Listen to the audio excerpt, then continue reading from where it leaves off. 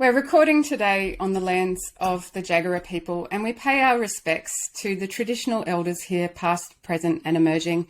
And we recognise and hope to dismantle the inherent racism that continues to exist in our society for our First Nations people.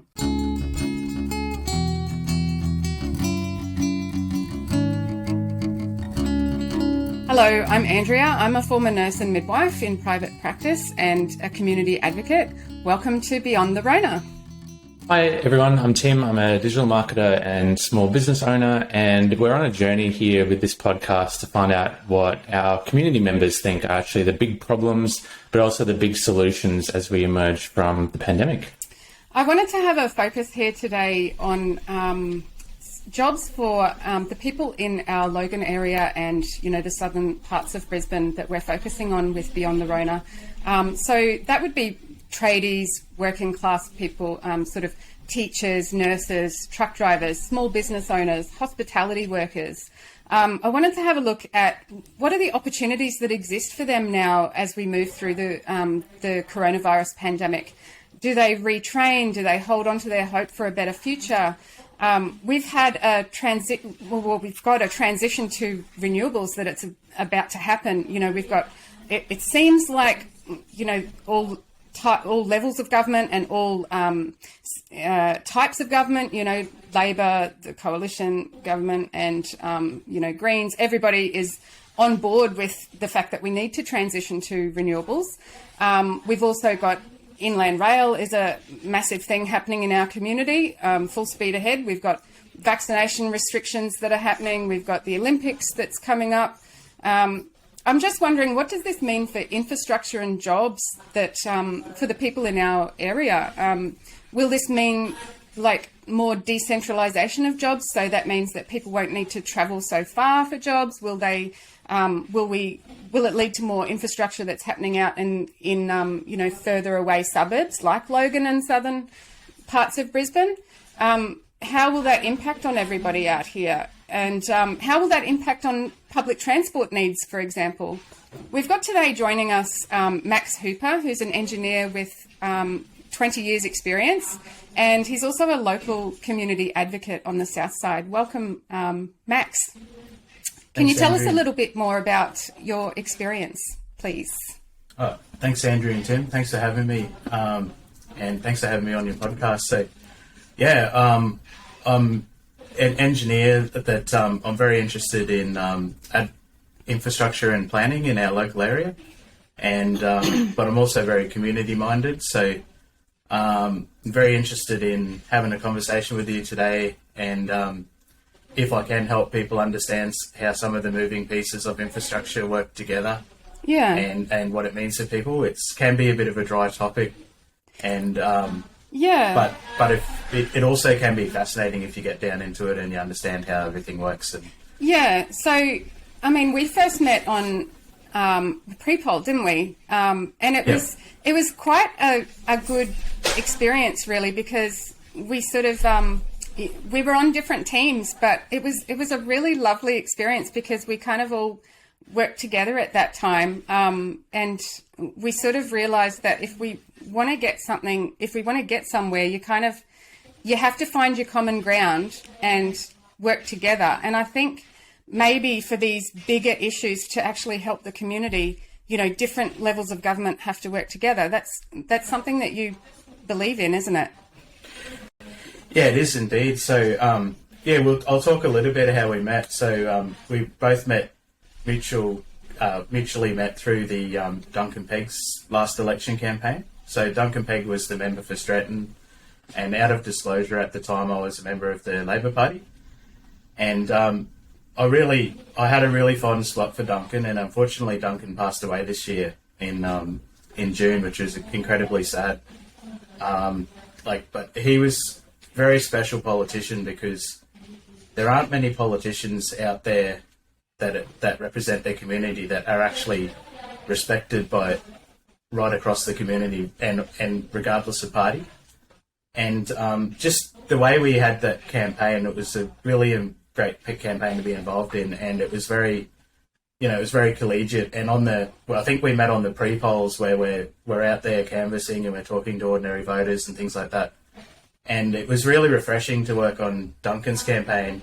I've worked on other campaigns of other members in the area, and there aren't many politicians that were like Duncan. Like, it was very open, and he was extremely popular, wasn't he, with the community members? Yeah, that's exactly right. And there wasn't the same kind of ordinary, kind of low-level, low-rent, partisan crap, to be frank, that comes with a lot of the political activities where, you've got to beat up on the other side because they're no good, they got the wrong colour shirt on, like you got the green shirt or you got the blue shirt or the red shirt.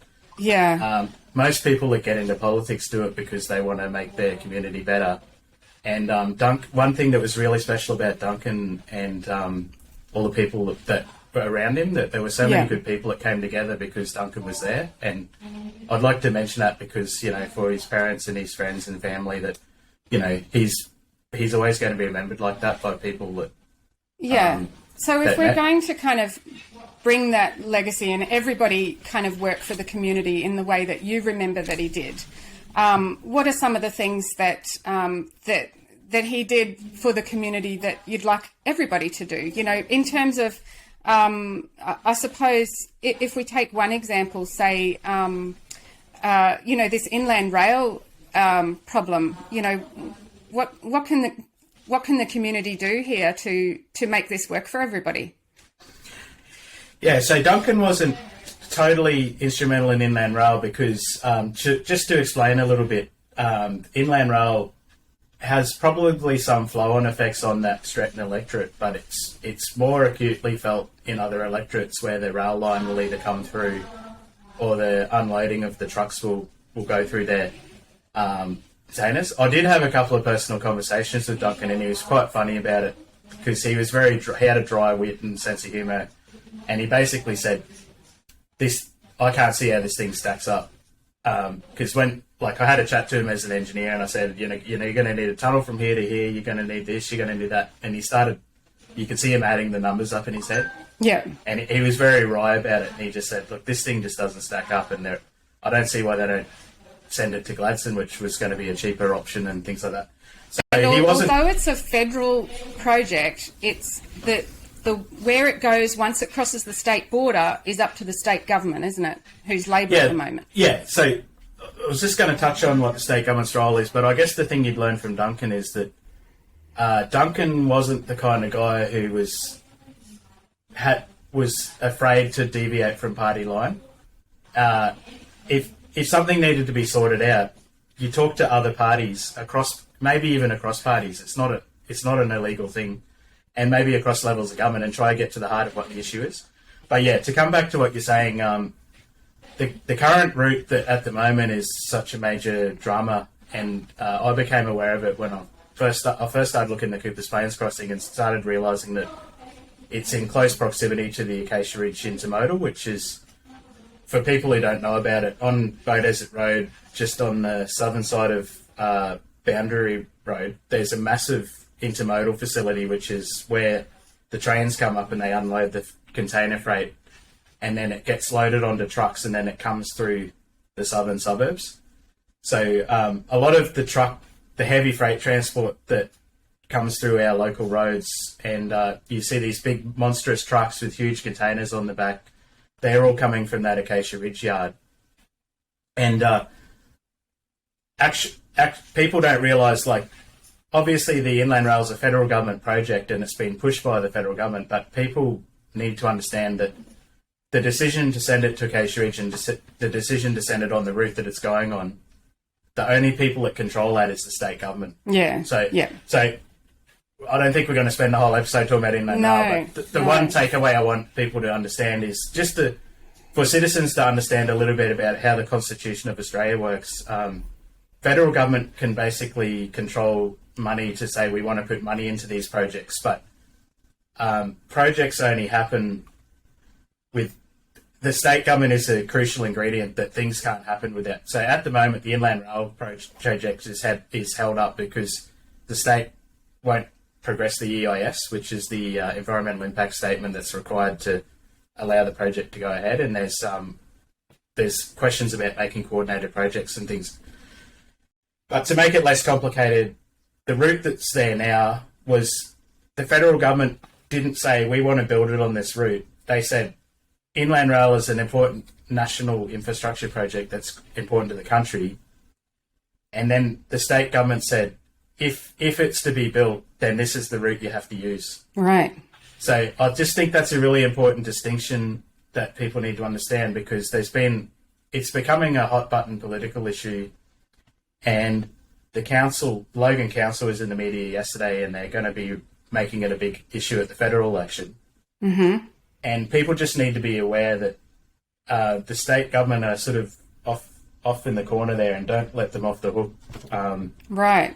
But basically, this, at any time, the way the Australian Constitution works is when it comes to infrastructure, they need dedicated corridors to run in, and the state governments have full Crown control of the way land is set aside for corridors, for infrastructure, for roads, for rail, and for ports and things like that. Yeah. And so at any time, if the state government decided they didn't like that alignment, they have the whole power to stop it, and the federal government can't do anything about it. Yeah, so it's just a message. We're not here to talk about Inland Rail. Yeah, but it is going to be huge for the federal election, I feel, coming up. I mean, it's going to impact a lot of people in these southern suburbs.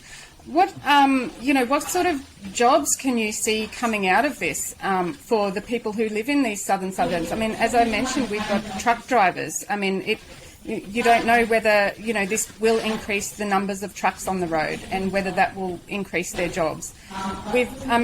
Is there a lot of jobs that you can predict as we move into renewables for, construction workers? Is there other construction, lots of construction going on? Can you tell us what you can see for jobs for sort of tradies and small business owners on that side? What can you see going on? Yeah, it's very complicated question, but I think there's huge opportunities with Inland Rail, because it's probably it is the biggest infrastructure project the country would have delivered probably in its history. Like, there's some big projects that happened in the Great Depression, like, the Sydney Harbour Bridge was built. The Snowy Mountain scheme was a big, massive nation-building project that built hydropower and things like that. So Inland Rail has the potential to be a big, massive, not only employer of people, but improving the country's productivity. And there's a whole series of other issues that are associated with it, but it has to be done properly. Right. But yeah, in terms of jobs, I think it's incredibly important for regional Australia. Right. I think so. On the inland in Parks at the moment, they're doing the sections through Parks, and it's coming up towards Toowoomba, and it's got the potential to go to Gladstone. But I think I look at big picture, and then I'll bring it down to small picture, because I like big engineering visions and things like that. But I think the real potential of Inland Rail is to have opportunities for real jobs outside of cities for young Australians and for tradies and things like that. Okay. And I'd really like to see them use the opportunity of getting jobs into the inland, but also getting like a national construction corps and giving kids out of school a good chance to get involved in some big nation-building projects and start having that mentality of, instead of the bush is somewhere that's just out there and you don't worry about, actually engaging with it and seeing it as an opportunity. What about having the Olympics in Brisbane? Is that going to bring any jobs for the people on the south side? Yeah, it would be good to see it spread out a bit. They are talking about making this Olympics a suburban Olympics. The Olympics, no doubt, always bring an economic benefit, but in my mind, we've committed to it now, and I think it's a great thing that we're doing it. But I would argue there are other big priorities we could look at that are going to set us up better for the long run, because we do have some big challenges with a post-COVID economy. And I think the Olympics would be part of it. I'd like to see other things done as well.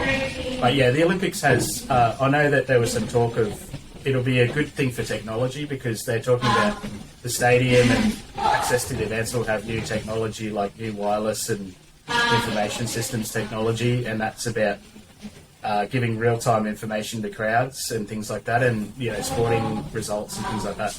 And I've heard some talk about some of those things could stimulate tech sector industries in Queensland. And I think the Queensland government's doing a bit of work to stimulate some of the tech sector because they're talking about some of the top tech companies coming to Brisbane to set up those systems, and then we've got to make sure that with all of these Olympics things, I think we've got to make sure that we're not going for the big things and we're just giving a big gift to a big foreign company that comes in, sets it all up, and then goes away, and then after the Olympics there's no legacy.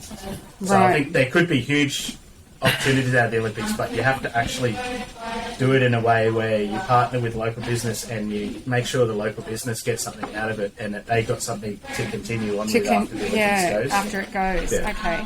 I think, Max, your view on on hosting the Olympics is interesting. Like, there's a lot of people that are kind of like anti, or like not in my backyard kind of thing with the Olympics. Like, likes the event, but then is like questionable economic benefit for the host city. But I like that your angle is all about trying to find those opportunities for the city to really take advantage of it. What would you say, like, apart from those kinds of things of engaging local businesses and local industry to actually deliver services, are there any other ways that the city could take advantage of this event beyond that? Yeah, I think I think one of the key ways they can take advantage is using the Olympics as a catalyst to pull together some of the infrastructure, the transport, and the planning for the city as a whole. So one of the things I touched on talking to you guys before was, before we came on, was, and if we start talking about if we use Olympics as an example to talk about post-COVID, and what are the things that I see a big problem for the country that's holding the country back, and how we can go towards Olympics post-COVID and head in a better direction. Mm-hmm. One of the biggest things that holds this country back is the nature of our constitution and our politics, and the lack of coordination between state, federal and council level. Like, we have 3 levels of government. For a small population over such a large area, 3 levels of government could be too many. There could be a conversation about, but I'm always of the opinion that you work with what you've got. But to make what we have work better, I think states really, like I just touched on before, states are the key sovereign thing who have sovereign control of what happens in each state. Yeah. And that's become particularly clear during COVID. Yeah. Yes. We've got to follow their health advice. Yeah. But the health advice is different in every state and territory. That's right, it is. And the chief health officer in every state and territory and every premier is different and has a different approach. And that's good, but we need to really unify the country a bit. And because we're a small population, we're a large country, and we're going into a challenging future, like in our region and also with our economy. And all of the councils and all of the different groups have got their pet projects that the Olympics will be the catalyst for. So there's going to be a huge argy about, I know there's the Coomera connector over there, and yes, and they're saying, well, that has to get done because of the Olympics. And then I think the Redlands mayor is saying that a whole bunch of things have to happen out there because of the Olympics. Logan saying that, and the pie's going to be so big, and I would hate to see partisan politics and the same old crap that we've been watching over the last few years decide all of those things. I would like to see... or that they only put money into the places where they want to get the votes. That's right, yeah. So I'd really like to see... And what I try to do... I mean, I'm only one small person, but I think it's important that people with a bit of experience of how things work together and how governments work and how infrastructure works can help empower people to try to. I think COVID's hammered us down to have a very small picture, which is is it safe to leave my house? Can I do this? But we're a big country, we need to be a big country again. So, and the media and the politicians have really fed off that, and they've people have got a really low vision now. They look really only what's in front of them.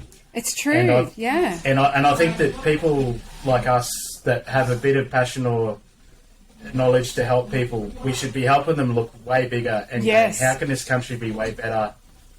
How can we look further into the future rather than just till the next election? Yeah, and it doesn't matter what party we are or what our ideological background is. It's like we can all kind of find a common ground and little things here and there and build a better vision. Yeah. But with the Olympics, I think they really need to use it to try to have a wholesale planning of what's the transport and the jobs and the planning, and try to get a bit better state and federal and council cooperation to get a shared vision. Because the way things work at the moment is like things feed down from the federal to the state, and then they just dump them down onto the councils. Yeah, and then the councils all have restricted budgets and resources and limited resources, and they're all fighting each other to get a bit of the state money or the federal money so they can do things. Yeah, and so it's like a war. It's almost like a war where they're all fighting each other. Yeah, and we need to come together as a country a bit and yeah. What about, like, I know that you have a lot of passion for, these, like, sort of community forums and online forums and things like that. Have you had a lot of people sort of voice their fear about these vaccination mandates, especially small business owners, hospitality workers, that sort of thing? Like, have you got any sort of experience or comments to make about how they're feeling about that and what's happening at a grassroots level? Yeah, it's a bit of a hot button issue. I personally, I'm fully vaccinated, and I'll probably put my hand up to get the booster when it's available. I know that the majority of people, it's probably about 90-95% of population will probably do that. But people probably have legitimate concerns. Like, say in our family, we have, on my wife's side, we have one person that Alyssa's mum's an ex-nurse, and she doesn't want to get vaccinated. She's looked at some things that she's convinced that she thinks there's a risk there. Do you feel like business owners are really scared of being attacked? Do you hear that? I can probably tell you from the experience of my wife. Like, my wife's a checkout operator at Acacia Ridge at the Woolworths. Yeah. And during the pandemic, they had to enforce people at the door to check in with the app. Yeah. And I don't want to comment on whether that's the right thing to do or not, but she did. It was extremely tough on her because there are an element of people that do feel it breaches their rights or their privacy. Yeah. And for whatever reason, they think that. But the only comment I'll make about it, without buying into the pro or anti-vax thing, is that I think for those shop owners, I think the government really needs to be careful, make sure they listen to them, because there are legitimate concerns. Because if you forget pro-vax and anti-vax, because in my mind those words are very politicised, but there are real challenges for either the employees of the business or the owners in terms of enforcing it. Yes. Because my wife had some very many unpleasant experiences where she was put in a job because it's a mandatory thing, but then people would argue or abuse her at the door. Yeah. And I mean, I would just say that, first of all, I'd say that's not on to treat workers like that. Yeah, they're just doing their job, and some of the unions that represent those workers have campaigns like, no one deserves to serve, I think was the campaign of the SDA. They represent a lot of the Woolworths workers. Yeah. And I agree with that. But I just say the government ought to be very careful of what they're asking people to do. And I think at the moment, I heard an interview on the ABC radio with the small business minister, where a lot of the business owners are very scared because there's a $13,000 fine if they don't mandatorily enforce restrictions. And then I think she was put on the spot about to get these. There was a series of questions, and I think it was in the morning. I think it might have been the lady in the morning that does ABC Breakfast, and they put some questions to her about, well, they were trying to get specific answers to specific things, and I think the government realised that it is an absolute minefield. And I heard them pass the buck onto the police, and also said, well, they've got this thing called reasonable measures. Yeah. I just think we got to. I'm not a big fan of politicising things for no reason, but I just think all I'm trying to say is we've got to be empathetic, and that includes the government. Yeah. That when you enforce people to do things, you've really got to think: how does the nuts and bolts of this work? And I just think it comes back to, again, like people like Duncan. There weren't too many of them left in the parliament. Like a lot of these people in the parliament don't have much real experience on the ground, do they? Yeah. Yeah, so a lot of them... Because there seems to be a lot of angry people turning up to these protests. And, they seem to be quite passionate about what they believe in. And they seem to be... Although we've got a federal election coming up, they seem to be mixing up the issues between state, federal, council sort of issues. Do you know what I mean? So yeah, I guess they're very passionate and very angry. Yeah, to your point there, I think that's what happens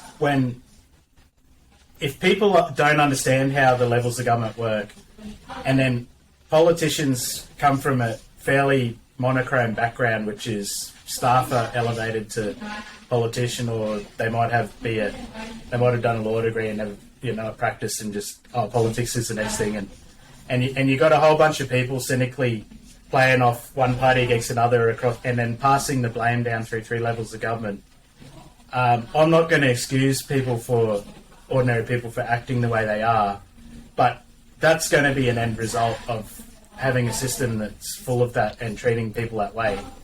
And we need people that can help explain things to people. Like, there's a bit of an onus on us to try to help people understand how the system works, but then we also need better politicians that are more genuine and more in touch with the concerns and what people are going through, because it's very easy to mandate someone to do something, but then if you're not the person who actually has to deliver it or do it out, then that's, in my mind, that's a cop-out, and that's not what being in government's about. Being in government is about understanding what government should be about, understanding the needs and how people work and what people need, and helping them to sort of achieve it. Yeah. And a bit more of a customer service thing, a bit. Yeah. And I think sometimes they treat us a bit like mugs, and I'm disgusted by some of the things I've seen, with some of the elements of the protest, but also a lot of the people there are pretty... That's what the media focus on, but a lot of the people there are probably just people that are probably tired and fed up and upset. They haven't seen family members and things like that. That's right. And I think if you have this hyper-politicised environment where you're branding people far left or far right, it doesn't, in my mind, it doesn't. What matters more is a bit of empathy, a bit of understanding, and working together to solve the problem. Yeah, and just because realising I'm not going to condemn anything the state government's trying to do, because they are trying to do the right thing, but also they have to be very careful to not be just pushing it onto people without understanding what that means for that individual, I guess. Yeah. And I think just realising that we've all just had it so tough for so long, and I'm not just talking about the COVID period. I mean, we've had sort of 20 years of having it tough with, I'm going to have to say, poor policy federally. Yeah. I mean, COVID's... got a bit of a joke going, but everything's because of COVID. But before it's COVID, not. No. Before COVID, we're losing millions, hundreds of thousands, if not millions, of manufacturing jobs. Before COVID, we had a casino housing economy, and I just think the country's completely sold out the next generation of its people. Yes. I was saying, like, something like Inland Rail, there's many other things, there's renewable economy and things. If you get it right, the country should be looking at, okay, how do we set a forward direction that we're all going in together? Yes. And then, like, say with regionalisation, it's expensive to buy in the city. So how can we make it more attractive to get affordable properties out there and have jobs to go with them? And then have a pioneering spirit again and rebuilding the country out. Yeah. Yeah. And that's what we really got to get out of COVID. And buy Australian made. Yeah. Australian made's got to be at the heart of it. So what would be your 3 big things to move through the COVID period? I think you mentioned having the 3 levels of government come together and work together. That would be one of your 3 big things. Yeah, I think they need to have a youth summit, but I think they also need to do it with. I think the youth are idealistic and that's great, but I think they need to marry it with